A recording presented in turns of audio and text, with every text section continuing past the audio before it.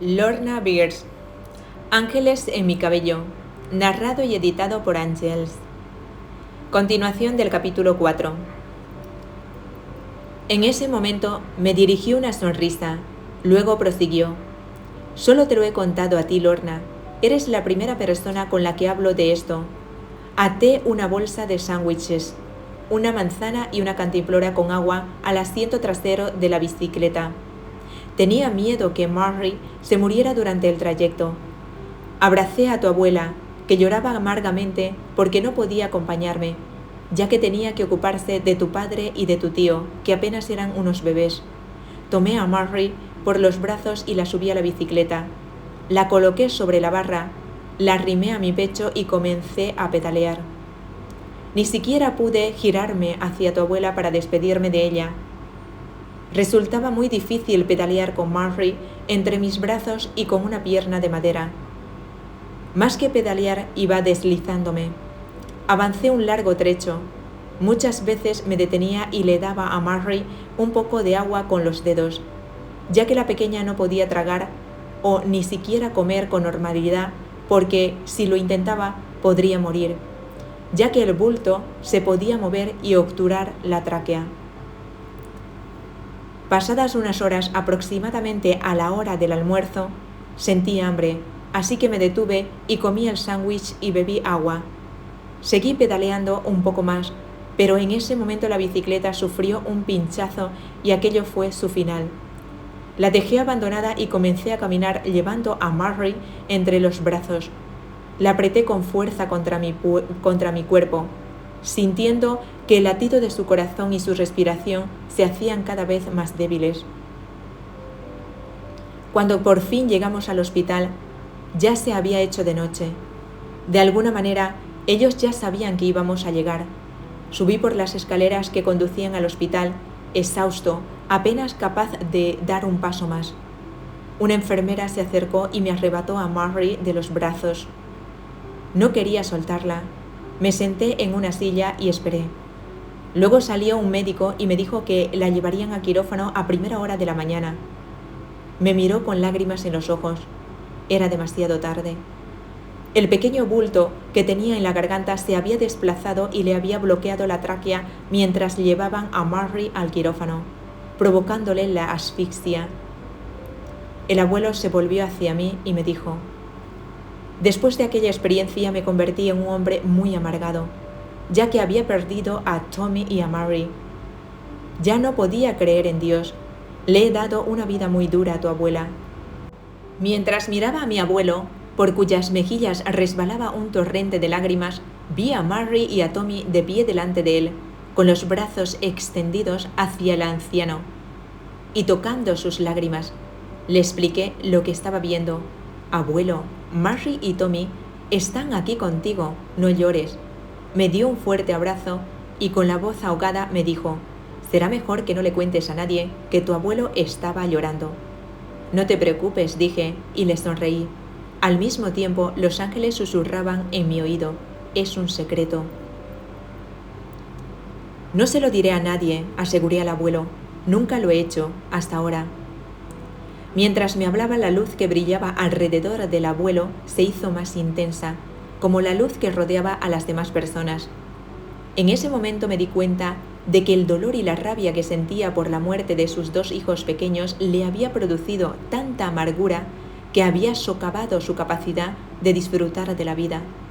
El abuelo se incorporó y regresó a la cochera para seguir trabajando en su automóvil. Era como si nunca me hubiera hablado.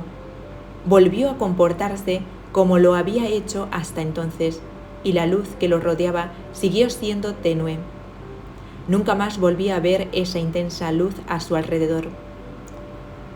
Yo era demasiado pequeña como para que me contara en una historia así, pero sabía que estaba volviendo a trabajar para los ángeles, esta vez ayudándolos a ayudar a mi abuelo. Aquel verano en Mauchanen fue muy divertido y albergué la esperanza de volver a pasar allí las vacaciones al año siguiente.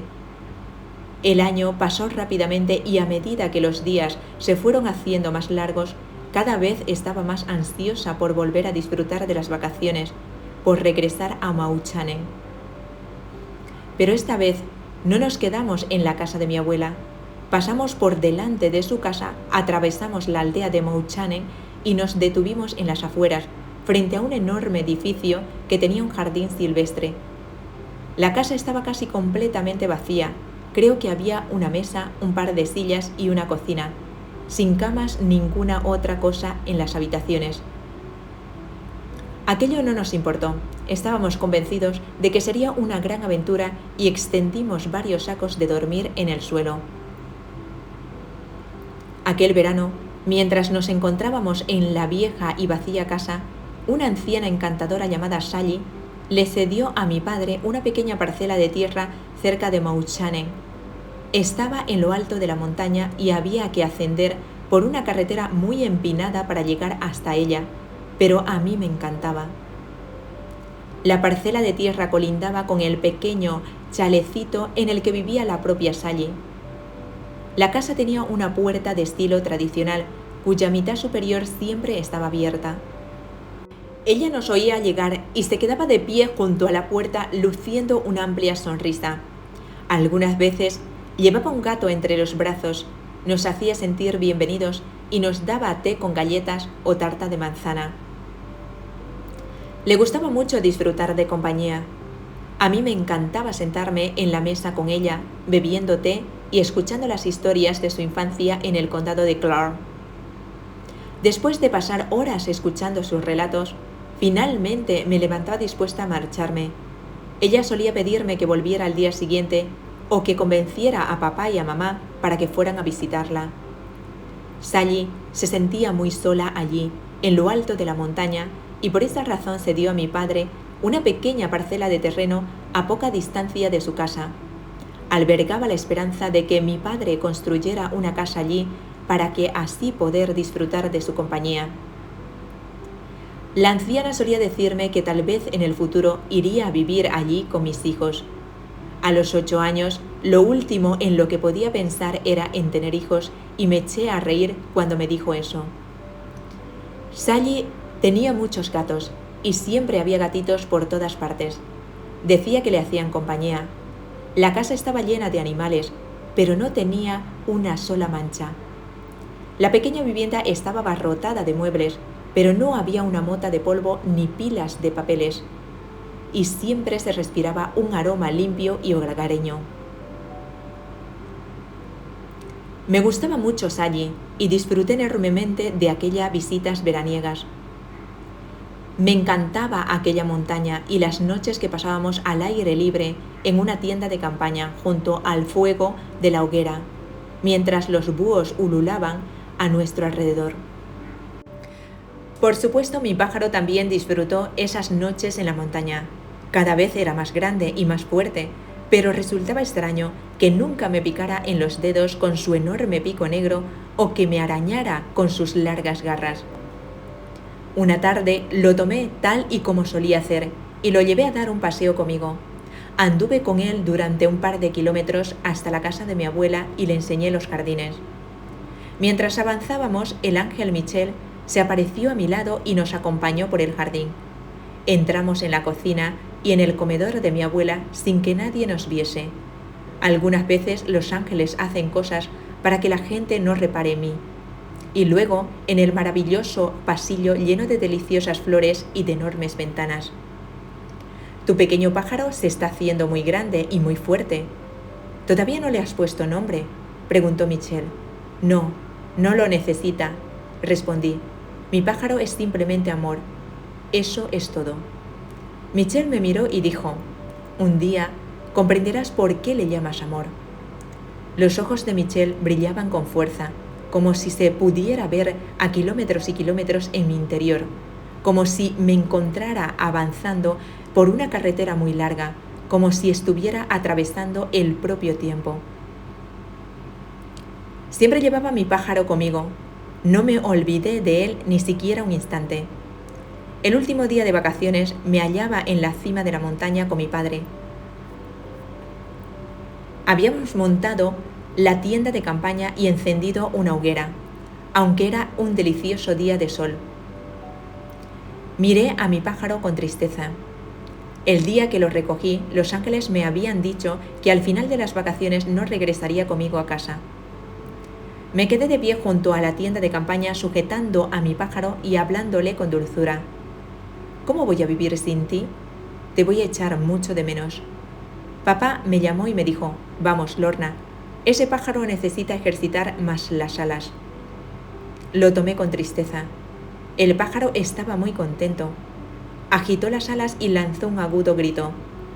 Mi padre me llamó y lancé el pájaro hacia el cielo. Papá lo sujetó y el ave agitó las alas en las manos de mi padre. Papá volvió a lanzarlo hacia el cielo para que yo lo recogiera, pero cuando se encontraba a 3/4 de distancia, su cuerpo cayó al suelo. Mi pájaro se había muerto. Su espíritu salió volando, sus alas parecían enormes y daba la sensación de que se habían teñido de un color dorado. Volvió la cabeza hacia mí, sus ojos eran tan brillantes que me sonreían. No era un pájaro ordinario, era un regalo que me hicieron Dios y los ángeles. Me sentí muy feliz y tremendamente triste al mismo tiempo. Estaba muy feliz por él, ya que ahora era un ser perfecto, que surcaba los cielos como un águila, pero sabía que lo iba a echar mucho de menos. Mi padre llegó corriendo. Estaba muy disgustado. Oh, Lorna, lo siento. Sé que no querías que el pájaro volara más. Estabas convencida de que no podría hacerlo. No pasa nada, respondí. Papá se sentía muy triste, muy dolido y le invadía un profundo sentimiento de culpabilidad. Yo no podía consolarlo porque no podía decir lo que había sucedido, que no había sido culpa suya. Michelle me lo había explicado muy claramente. No se lo puedes contar, tú eres diferente, Lorna. Él solo puede ver su cuerpo tumbado en el suelo. No lo entendería. ¿Sabes lo difícil que es para un hombre comprender a Dios tal y como es? Pero, Michelle, mi padre está muy dolido, supliqué. No se lo puedes contar, dijo. Un día podrás hacerlo, podrás decirle una parte de lo que sabes sobre Dios y sobre los ángeles, pero ahora no. No te preocupes, pequeña. Michelle siempre me llamaba pequeña cuando trataba de consolarme. Papá y yo nunca más volvimos a hablar de la pérdida del pájaro, pero creo que estuvo sintiéndose culpable por ello durante mucho tiempo. Un día soleado, caminaba por el callejón que conducía a la casa de la abuela. Había salido de nuestro caserón vacío y no paraba de sonreír para mí misma. Me sentía muy fuerte y confiada porque sabía que alguien muy especial se encontraba cerca. Mis ángeles me dijeron que no siguiera avanzando por la callejuela y me indicaron que atravesara los campos. Me trepé por una puerta y mientras caminaba por la hierba en dirección al bosque, él me susurró al oído. Él era una extraordinaria presencia, demasiado poderosa como para manifestarse en una forma física. Sin embargo, cuando está presente, se percibe como una fuerza inmensa que revolotea a mi alrededor. Él tenía la costumbre de juguetear con mi cabello, haciendo que le sintiera enmarañado. Cuando está a mi lado me siento muy especial y reconfortada. Cuando era niña no sabía qué o quién era él. Solo sabía que se trataba de un ser completamente diferente. Sé que estás aquí, exclamé riendo con deleite. Nunca te he abandonado, dijo él.